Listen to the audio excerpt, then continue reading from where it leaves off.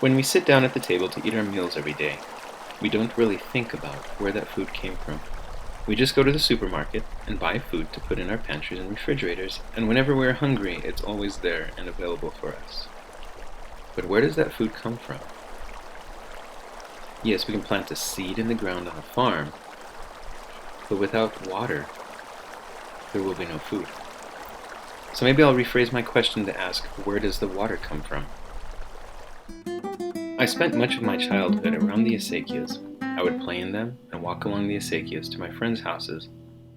My father is even the mayordomo of the acequia, but as a child, I never really took interest. It wasn't until recently when I began to learn about and work with the acequias that I found a roadmap leading back to the discovery of my history and my culture, a reconnecting to the land and allowing a deeper understanding of my true self, and the healing that I must do so that I can be of service to others. The journey that a drop of water takes to make it onto the field is miraculous. It all begins with a single snowflake that falls from the sky, way up in the mountains. As snow accumulates throughout the winter, it stays on the mountains as snow until the weather warms up and the snow begins to melt. The water collects in alpine lakes and begins to make its way down the canyons and ravines of the mountains, where it flows into the river and down into the communities that use the river water for their crops. From there it is diverted off the river through a presa and into the acequias.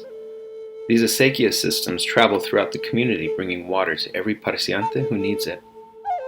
Water is sacred because without it, communities would not have the ability to grow food, and the ancestral farming traditions that have been passed down for many generations will be lost, and the land will sit fallow and unproductive.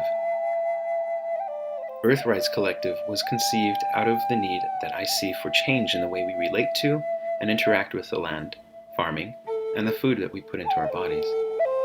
I want to help people and veterans who are suffering from PTSD, anxiety, depression, and physical pain to have a place where they can connect with the earth and begin healing themselves by reclaiming and using ancestral knowledge of farming and land management, growing and eating healthy food, practicing yoga and meditation, and by having space for art and music as a way to creatively express themselves.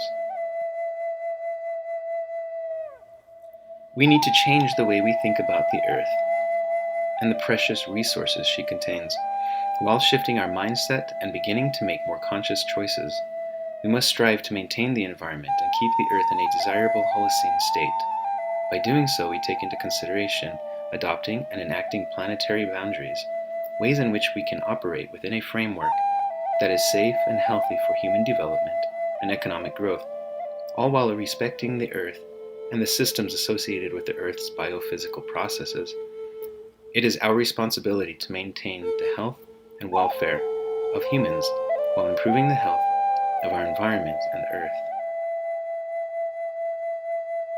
In healing yourself, you become a healer of others. You are healing the planet. There is no work more sacred than this.